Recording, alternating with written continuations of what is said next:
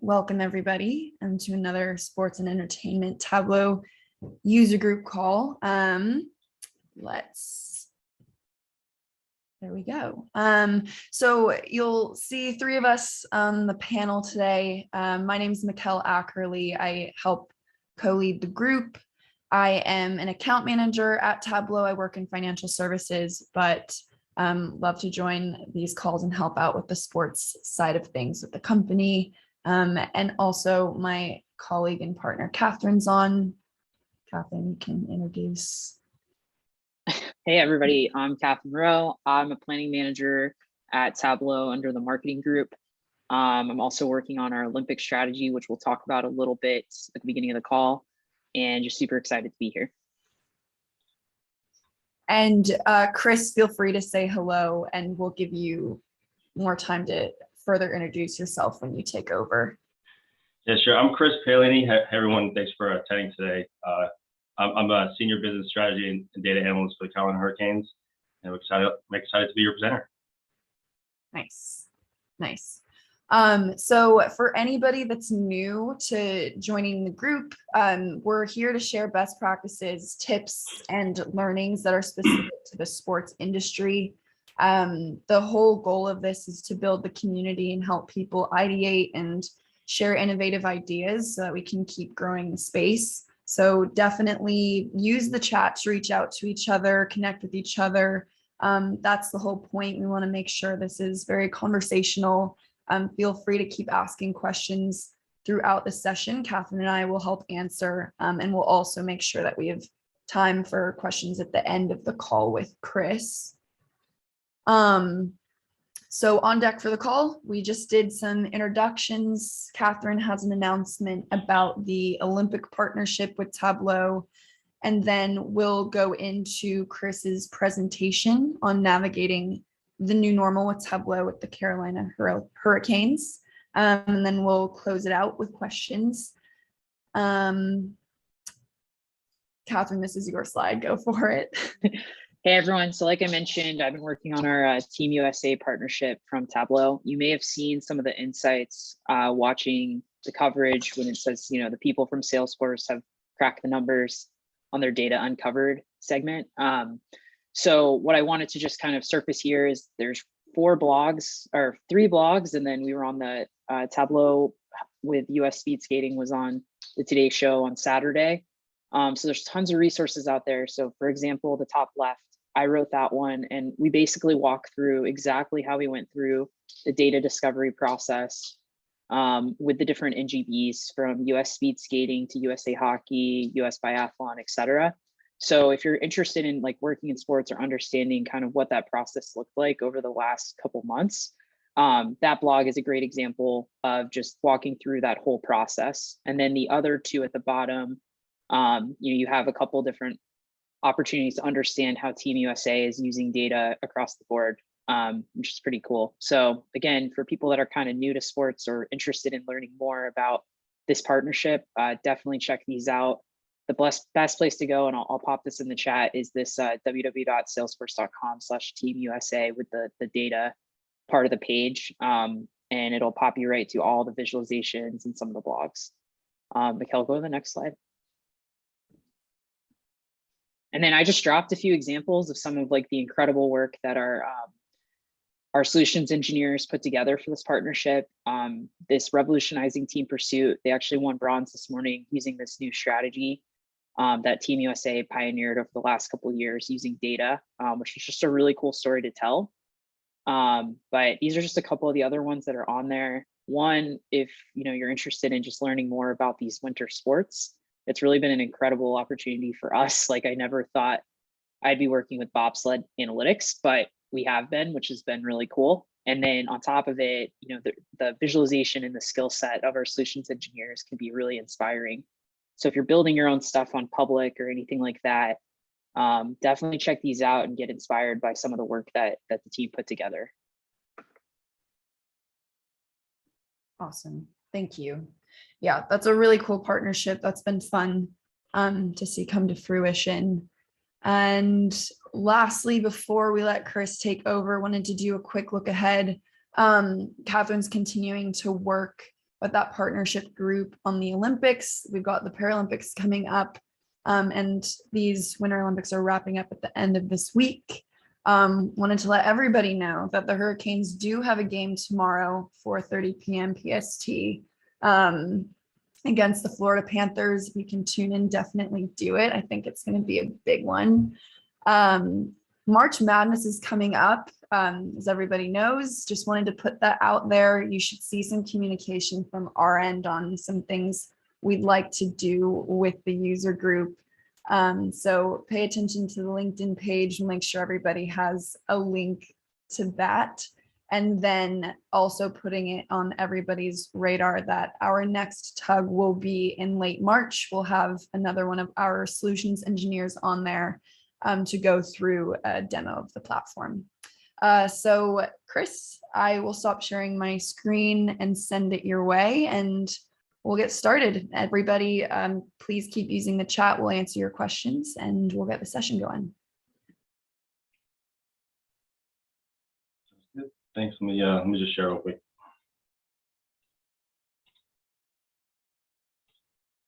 All right. So we're good to go? Good to go. Thumbs up, Kat? Good. All right. Again, hey everyone. For those who just joined, I'm Chris Paolini. I am a senior business strategy and data analyst for the Carolina Hurricanes. I've been here since August of last year, so fairly new to the industry versus a lot of other folks probably on the call. And today I'm going to share with you some of my experience kind of transitioning industries from the healthcare industry over to sports business where I am now. And a lot of the intent of this presentation is around thought leadership, industry transition, digital transformation, and kind of what has been labeled growth mindset, right? And I think the kind of subtext here of the transcendence of analytics really is important on a micro and macro level, and I'll touch on that a few times throughout the presentation. But I'm excited to get started. And before I get started, I want to commend Catherine and Mikkel for leading this tug. I think I really am excited to every month for these presentations, and so far they've been great. So with that I will get started. Just a quick disclaimer about releasing information in this presentation. Kind of we can discuss this at the very end, but just had to put this out there. And then disclaimer 2, which I've put in a lot of our presentations lately, but it seems to hit home, is I'm not claiming to be an expert on any of this. I'm definitely not an expert in sports business, but a lot of what I want to talk about is especially around leadership, right? I'm not a manager or director at this point, but you don't necessarily need to be a manager or director to be a leader in your organization. And so with that, I think it's really about how you come to work each day and some of the things that you want to do in your life. And so I just want to, again, I want to make sure everyone realizes I'm not an expert in any of this, but we'll get started here. So some about me, which I think is important, and I'll move this over, is so I was born and raised in New York, right? So those are kind of my hometown teams. New York through the Rangers, which is kind of interesting since now I work for the Hurricanes, but those are my hometown teams. Went to school at Union College, which is upstate New York, in Schenectady, and also went to Clarkson University for grad school. So I have a bachelor's in psychology and MBA in healthcare management and an MS in healthcare analytics. So my path has been pretty not normal, I guess, for sports management or sports business position. But that's what's great about this industry right now, is I think we're starting to hire people from all industries. I've met with a few folks from different teams that have been brought over from healthcare or from other industries, and I think that's really beginning to kind of create this beautiful harmony in sports business of a lot of different ideas and methods to what we do every day in data analytics. So yeah, born and raised in New York, moved over to South Carolina, moved south after grad school, started my healthcare analytics career at a few companies. So started in Molina Healthcare out of Charleston, South Carolina, which is beautiful. If you've never been there, you should definitely go. It's an incredible city. We visit there still a few times a year. And worked at Charleston ENT Analogy, which is a large private practice down there. And that's where kind of kickstarted my analytics career in healthcare. And that's my wife, Kelly, and my dog, Julio. And then from there, moved to North Carolina, where I reside today. I live in Durham, North Carolina, and love it. The Durham Bulls, kind of hometown minor league baseball team. I teach at Clarkson University, my alma mater. So I teach a few classes, advanced stats and data visualization, and payer analytics. So I still teach kind of in the healthcare analytics realm.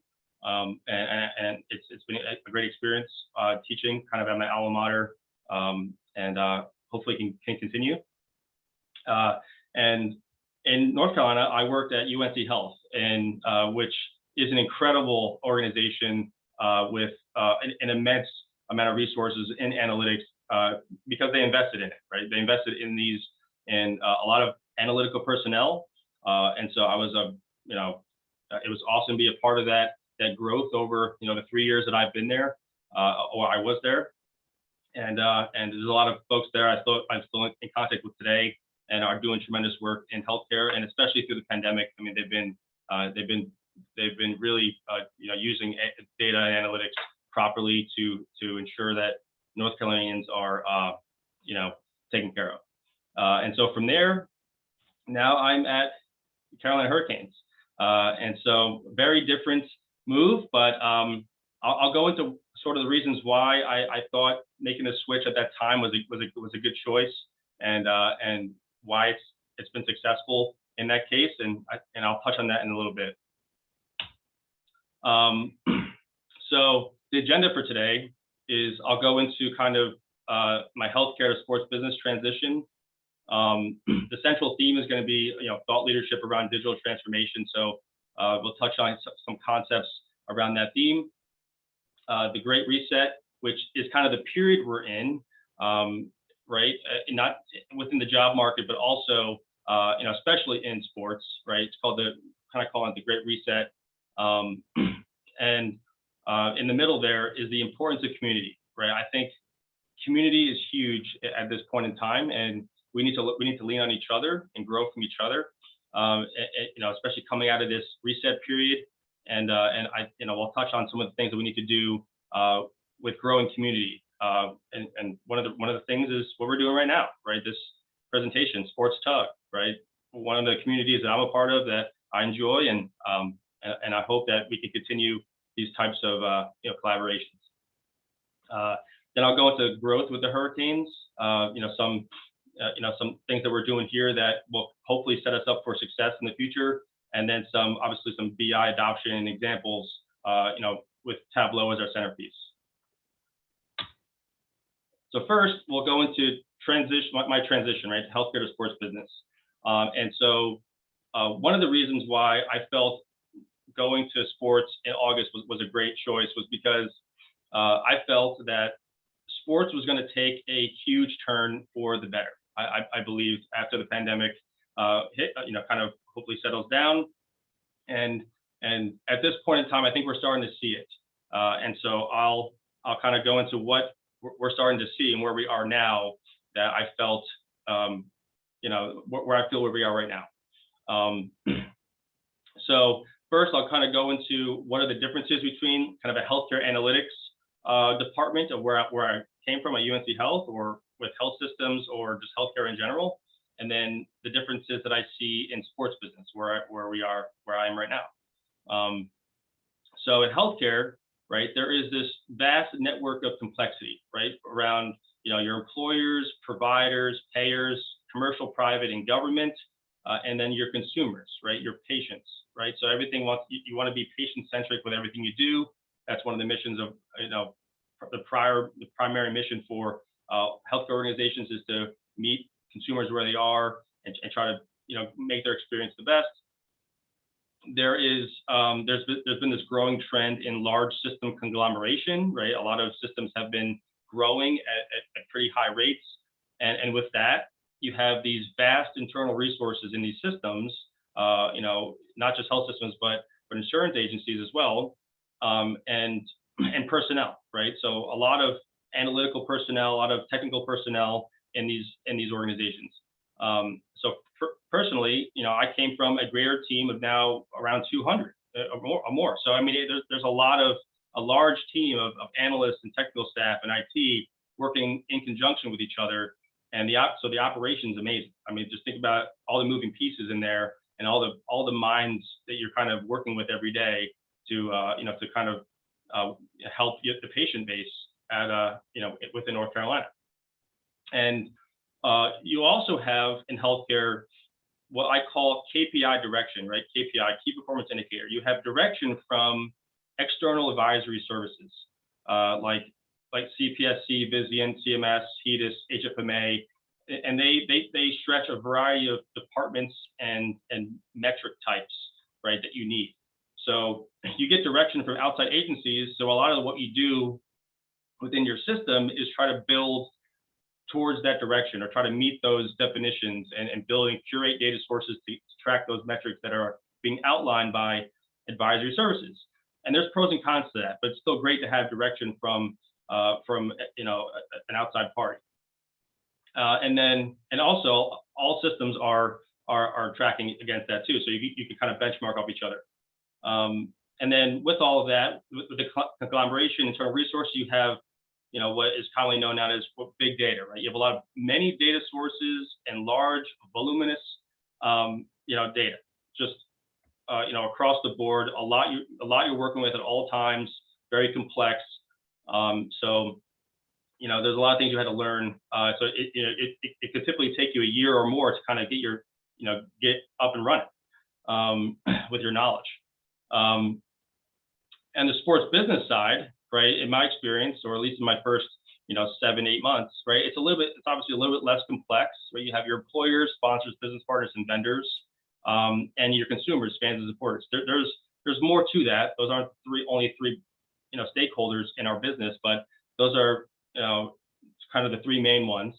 And then you have your clubs and leagues, and us within analytics. We have small, medium-sized teams with typically in most cases, you're more reliant on vendor support and services. So we're kind of a team of, in most cases, in most clubs, 0 to 20 analytics personnel.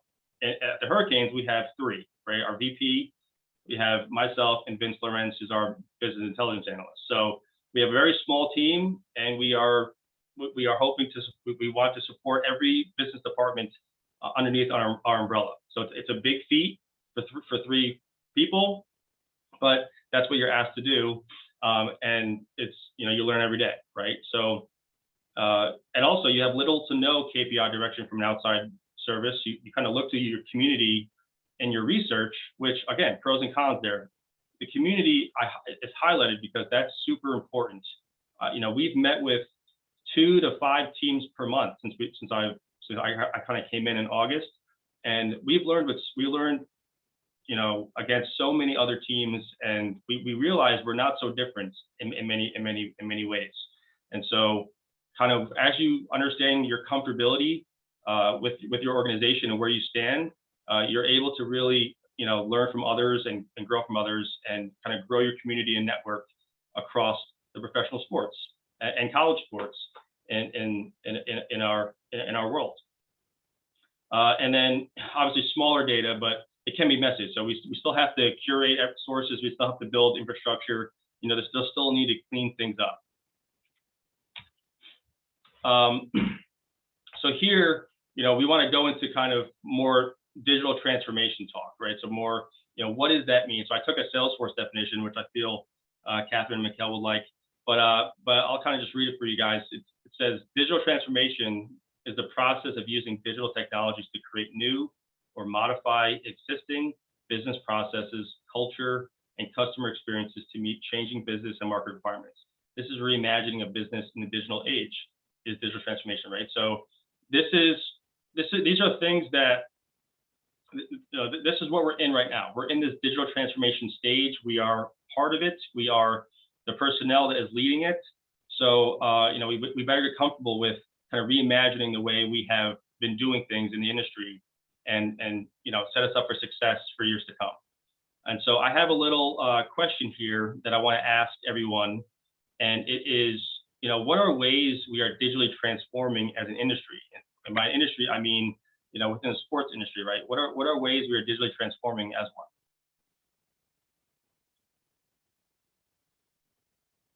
See if anyone in the chat has any ideas.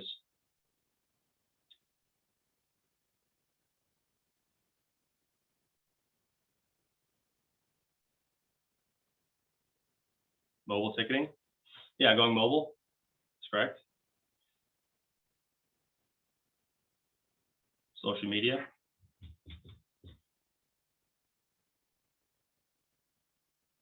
Yep, football, stats, live. Yes, for more sports side, right? For the sports side of the house, right? So you have some live statistics.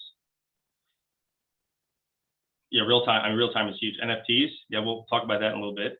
But yeah, I mean, some new age, modern tech and revenue streams are aiding this digital transformation.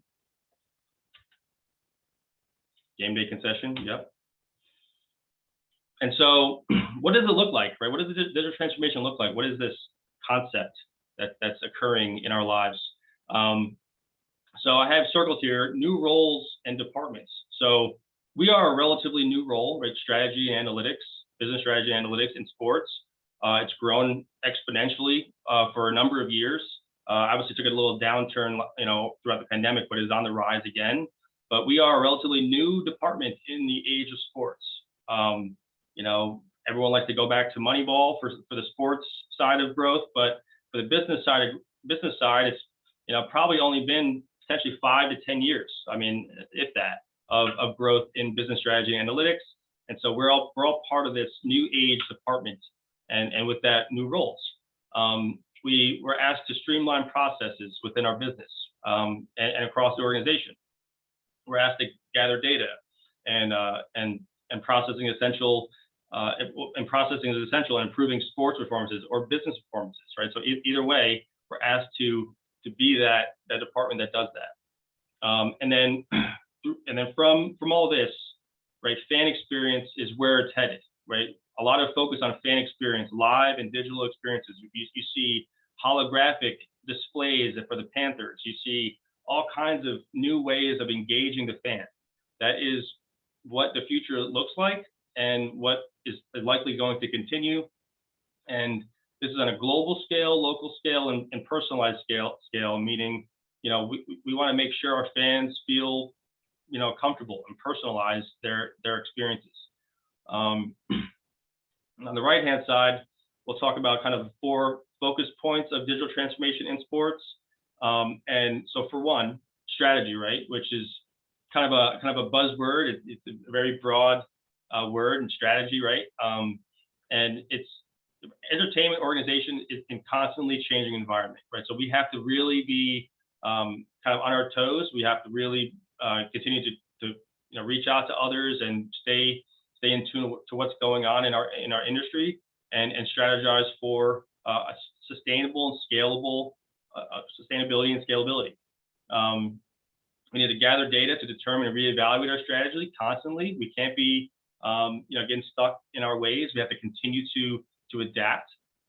We have to collaborate internally and externally using a variety of methods. But this collaboration is really going to set us up for success. Like a presentation like this, is ways to get involved. And then the growth mindset, which I touched on in the beginning. But we need to, don't be afraid of failure. We need to try, fail, and adapt to things that are going on. And a lot of that's coming out of the pandemic. We should be reevaluating what we were doing pre-pandemic and making making do with that and being smart. And then I have a cool quote at the bottom right by Satya Nadella, is the CEO of Microsoft, which basically says the learn it all does better than the know it all. And I think that's pretty powerful, because if you buy into that concept, then you're not afraid to ask questions. You're not afraid to reach out, collaborate with folks in the industry, and that's really what we need right now. We need to continue to collaborate with each other and not feel like we know everything. So next, we'll talk about this period, right, that we're in, the Great Reset. And a little quote about from Adam Grant, right? Intelligence is traditionally viewed as the ability to think and learn. Yet in a turbulent world, there's another set of cognitive skills that might matter more: the ability to rethink and unlearn, right? And that, I think that if there's nothing else you take away from this presentation, I think it's that, right? So we have to really consider not just changing, but we need to consider rethinking and unlearning things that we once knew as true in the past or thought was true in the past. We have to rethink and unlearn, how we can continue and grow as an organization and as an industry. So the Great Reset, where are we today, or where we are today, right? This is where I feel like we are. You might have a different point of different thought, but this is where I feel like we are coming out of this reset. And so I feel like we're here. We're not truly taking off yet. We're just kind of inching our way up this trend. And I feel like we're here if you were to put this on kind of a trend here. And I have a little LinkedIn post because I see these come in every day or every week. A lot of it's from Russell of the Giants, but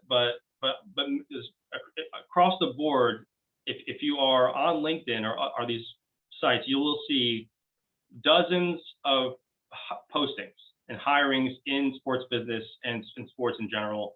And it's amazing to see. It's really awesome to be a part of this growth period. And it's great for, new grads, great for, for people who maybe want to transition to the sports industry. There's a lot of potential here that we need to take into account. And we need to be really smart about how we grow and how we kind of scale up our industry over the next year and 5 years, really, short term and long term. So this is kind of the beginning of this new growth, which is super exciting.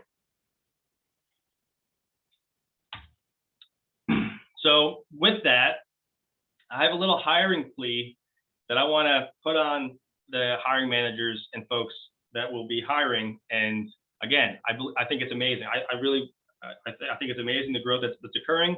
But here's my little hiring plea for us as we go forward and hire staff to come into our organizations, right? We need to really be smart and be intentional about how we hire, right? And this means having a plan for our new hires, right? 6 weeks, 3 months, 6 months, even a year, when they come in.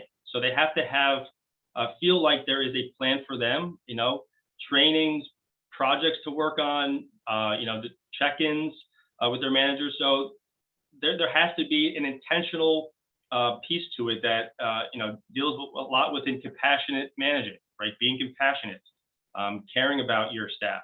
And so this is what I would really love to see. And not saying that no one does this, but this is something that I've seen in the past in organizations that I've worked in, going back to the beginning of my career, where I see sometimes hiring isn't so much intentional, it's more for kind of volume. And I want to just ensure that we are intentional about our hires, right? Make them feel welcome. Set up their workspace, laptops with everything they need on day one. These are things that might seem kind of silly, but they're really not, because we coming in on your first day, how would you want to be treated on your first day? That's kind of how we need to think about it. In addition, we do not want to scope our staff too thin in our job descriptions. We want to give them flexibility to grow and learn different areas of the business, right? The more they know, the more they can assist, the more they can help. A lot of the times, as we grow and we add staff, we can put people in like specific niches of the business, and that's kind of where they stay. And I want to try to prevent the scope thinness of what could potentially happen in growth. So just be really aware of how we're scoping our positions and make sure that we're hiring intentionally. Analysts, to me, are like stem cells, and we don't have to go into stem cells in general, but analysts are like stem cells to me, right? Don't force them to become just a liver cell or just a blood cell, right? There's a lot more there. And so they need to be, come in, we need to train them, kind of make sure they're okay, make sure things are good. And and make them more of an asset to the business. Because at the end of the day, what do we really want them to do? We want them to bring value to the organization, make sure they're happy and satisfied with their career, and retain them. Right? Retention, it should be a top priority, especially in this reset. So like I have this little kind of timeline here, right? Happy staff, happy club, happy league, happy sports. That's where I feel like if we do those things right in order, we'll have a happy sports culture here globally, right? So from there, I'm going to go into importance of community, right? So what's important in community? And community is kind of it could be on an internal to your organization and external. But what's the importance of community in this time? So what I've done is basically just showed just a bunch of logos, right? Just this is kind of our community, or our sports community. This is not even including all of our vendors that we work with and all the people that kind of assist in our daily operations. This is really just the professional leagues. You have Tableau kind of in there as a kind of not a middleman, but they kind of help collaborate us too. They set up these tugs, they set up these user groups, and we should be super grateful for these opportunities to meet colleagues where you might not meet them, and learn from them, and kind of understand where you fit in this vast community that we're in. So you have a bunch of leagues, Tableau, and a number of other analytics and technical user groups that are out there, and they do all to try to make us collaborate and learn from each other, best practices and so forth. And then a lot of our messaging apps, right, that have been, I go on LinkedIn all the time. I feel like LinkedIn's an amazing, I think to me, it's the best social media site, just because I don't get a lot of, BS on it. I really do like that as a social media site. You get, you have Slack, which I feel like a lot of people use external to your organization, which has been great. And then MS Teams and, other messaging apps that have become more commonplace throughout the pandemic, that have really assisted in us all becoming more, together in a virtual environment and in in-person environment. These are things that are going to stay, and I'm grateful for them personally.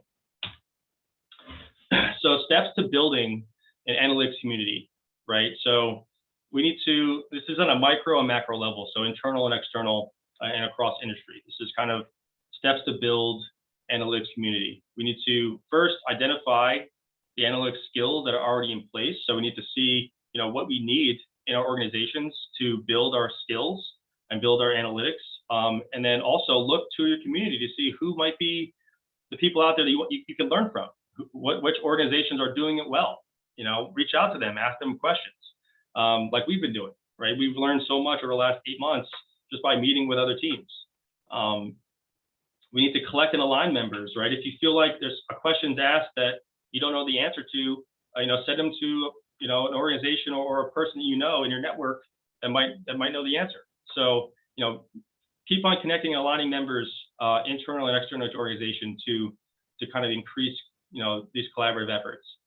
You want to inspire the community to collaborate and create efficiencies, right? You want to drive conversations about best practices and standardization, which I feel like these tugs do a great job at.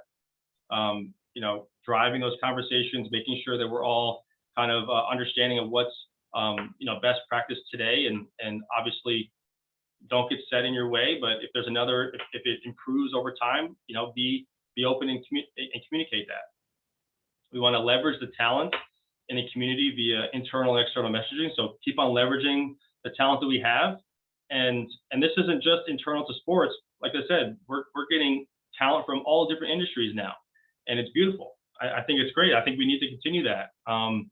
And so, don't just scope yourself so thin into, just looking at potential sports management degrees. But there are a lot of people out there that, could be very valuable to organization. You just need to, maybe cast your net a little bit wider. You need to enable conversation about upskilling of analytic talent. This is huge to me. In our departments, we need to continue to look at upskilling our talent. And if there's a place in your toolbox that is missing, Like for instance, for me, I know that I need to learn more about, database management, potentially learning new, like potentially learning Python, and so getting other tools in my toolbox that I could interpret other people's work, right? So if you're hiring somebody who is a data scientist and you don't have a data scientist background, it's hard to actually know who to hire. So kind of getting briefed on even the basics of a certain concept or a certain skill will do you great, in hiring, and also enabling your own talent to upskill. And the last but not least, right, an analytics community takes time and patience. This is kind of huge. It's not going to happen overnight, but I think everything that we're doing with Tug and all these other communities that we're in is really helping to kind of bring us together as an industry. And I just want to see us continue to do that. So from here on, that was all about kind of more thought leadership stuff, but now we'll go specifically more into kind of growth with the Hurricanes and what we've seen here, which again, I've loved working here, and it's been an awesome experience. So for one thing I've learned, one thing I've realized is when you work in sports, right, from an outsider's perspective, or someone who doesn't work in sports, organizational performance to them might be tied to the record of your team. And we're grateful that we work for the Hurricanes because we're doing really well. And you can see kind of where we are in points percentage. And it's amazing working for a team that has a great product on the ice. And many of you are also on teams that are working for teams that are also doing very well. But as we know in business, right, that isn't sustainable. If that is what we are looking for every year, right? We want our hockey team to be amazing. That's what we want every year. But in the business side, we need to continue to promote ways to be sustainable in growth in sports organizations, external to team performance. So we need to be looking at ways to, no matter the performance on the ice or the performance on the field, we need to be looking at ways to create sustainability and growth, no matter the record, right? And that's kind of where our perspective is internally, and what we're trying to do here is build processes that enable that sustainability and growth over time.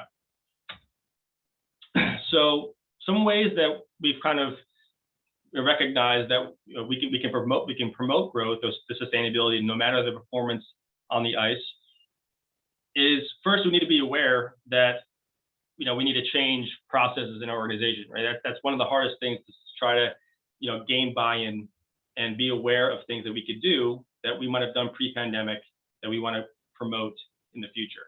And so first step is awareness. That's always the first step of change and adapting. And then second is, having a focus on kind of culture, internal to your organization, and kind of how you're also perceived culture is important, but internal culture and community building, where we need to continue to build our communities, internal to organization and local. Where we live in Raleigh, North Carolina, we have that's where our majority of our fan base is. So we have a Hurricanes Foundation that does a really great job at bringing together our community, and it's been huge for us in ensuring our fan base is we care for our fan base and also the people around us. One of the big drivers is obviously focusing on fan experience. So some of the things that were mentioned before, right? Mobile ordering, right? Ticketless entrancing, and no queuing. And obviously a variety of other ways to improve the fan experience are things that we need to continue to look for, because let's say you have a down year, which you never want to have, a down year on the ice. You still want to make sure that you are, the fans are having a great experience, so that they continue to come and watch your team, or just come around the arena.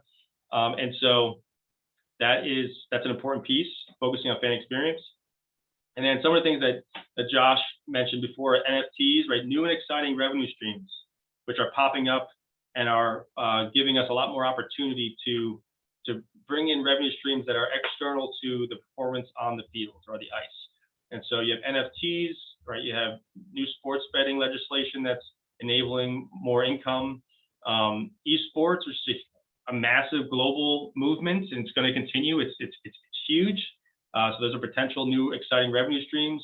And then there's a variety of other ones that are out there. But I just wanted to kind of, we need to continue to look into additional ways to make revenue if you're not making a lot of revenue on ticketing or some of the original ways of making money, because we need to continue to be scalable and adjust over time. And then lastly, where we come in is improvements in data analytics infrastructure and BI to support decision making. That's where we come in, and this is how we can kind of be the centerpiece of a lot of these decisions, supporting the data that's needed to make these decisions going forward. And then lastly, I'll kind of talk about some BI adoption and examples that we have here and what we've built over the last 6 to 8 months with with our data infrastructure improvements, and obviously Tableau as our business intelligence software that we use.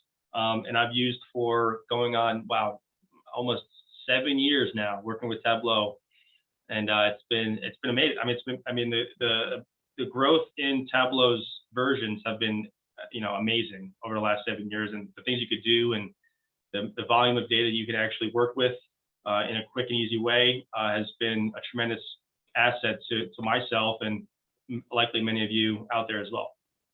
But this is kind of some of our BI stack that we have that we're just continuing to build onto. And there's many more behind the scenes, but just want to give you guys an idea of some of the things that we've built.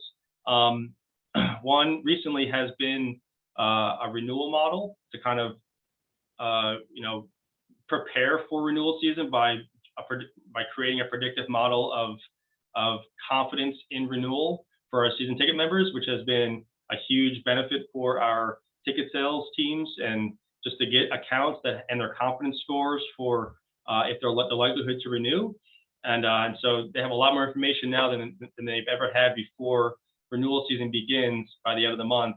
And if anybody is wanted to create a renewal model or has any questions about predictive modeling or any of that, they can feel free to reach out and we can kind of have a discussion on what we used. But it's been a big help and something that we're going to continue to use and optimize every year so that we have the best insights into our renewals annually. And a lot of what we've done has been around ticket sales operations. That's been one of our biggest adopter departments here. They have a pretty decent sized staff, sales staff, and they're all engaged in these reports. So we're trying to give them as much information as they need to understand the account bases that they reach out to and they manage, and ensuring that we get as many people to be invested in the Canes and be excited about the Canes every year. And again, it's great when you have a great team. You don't have to do that much to really bring in a lot of effort, but again, we're just coming up with ways to ensure that we keep that momentum. And a lot of it's around providing the insights to our teams that gives them the information they need to ensure that we are successful. And so from that, there are areas that are upcoming for us are sponsorship reporting and dashboarding, parking, merchandise, more marketing builds, some CRM analytics with our new implementation with Salesforce, which is starting up in a few months. So a lot of opportunity for us to grow BI and analytics here. And this stack is going to be probably double or triple the size by this time next year. But that's what's amazing about this career, is that you can always have new and exciting projects to build upon, to make things the best they can be. So those are just some example areas that we're going to delve into going into the summer and over the next 12 months. So lastly, just in summary, right? So data analytics skills transcend industry, right? That's I'm kind of an example of this, where you learn data analytics skills after a number of years in an industry, and you learn from great people and great teams, and you're able to potentially make an industry change if you so wanted to, right? So these skills transcend industry. You can kind of be, follow your passion once you have kind of your skills in place. We're in the Great Reset period, and it's great. A lot of opportunity. We need to be smart and intentional about the way we grow it, the way we reset. And this goes with hiring, and growing for our clubs, leagues, and sports at large. It would benefit all of us.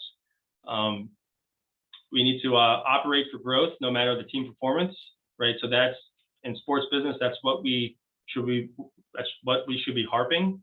Is team is, they're going to hopefully do amazing every year. That's what we want. But on the business side, we need to make sure that we're doing our best to ensure we're safe and we can be successful.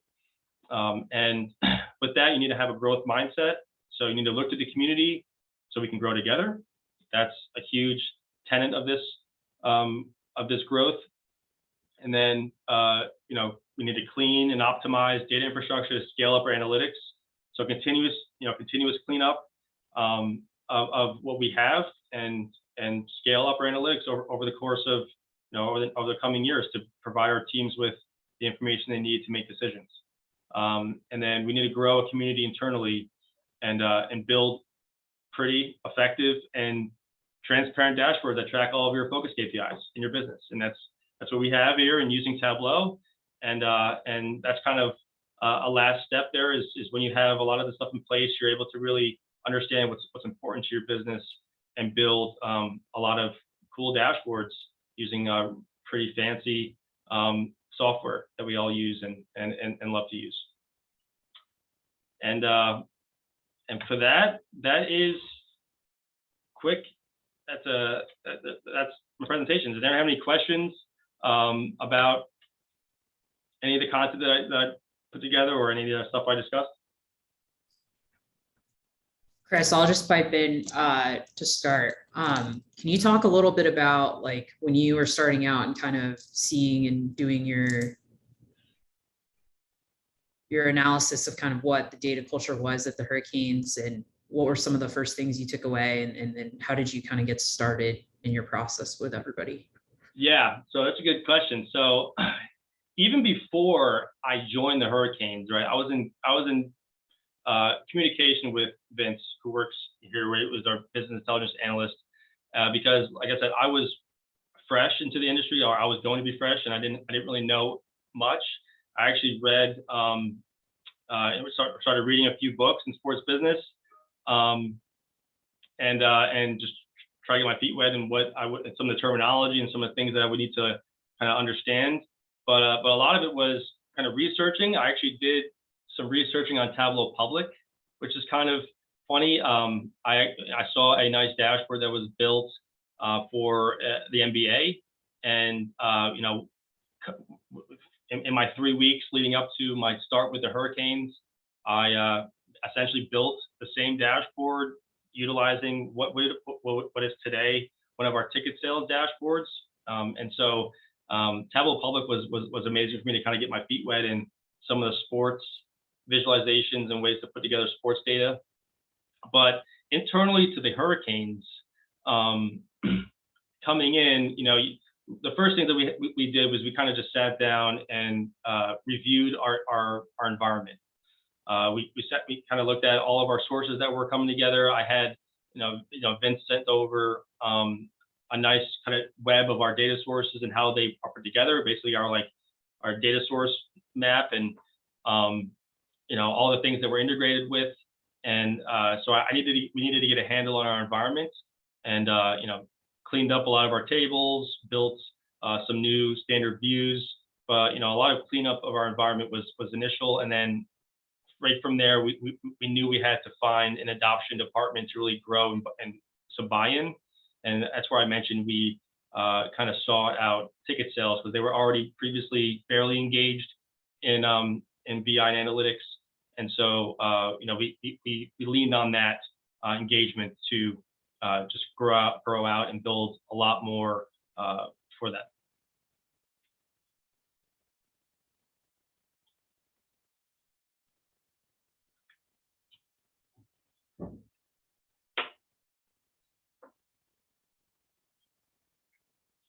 I'll just keep going because I think your whole journey is really, I mean, for me, like I put in the chat, you know, I came from a non-traditional background too, and I do see it happening more and more in sports, which is so exciting because I think, you know, obviously the domain knowledge of being in sports for a long time is needed, and you have to kind of rely on people across your organization that have been in sports.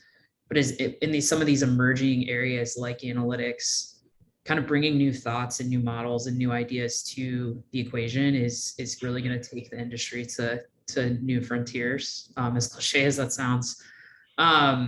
So I guess like from your perspective too, like, you know, whether it's not necessarily at the Hurricanes, but kind of at the next, actually we got a question. What would be your advice for all the data analysts in sports biz to keep upskilling and exposing themselves?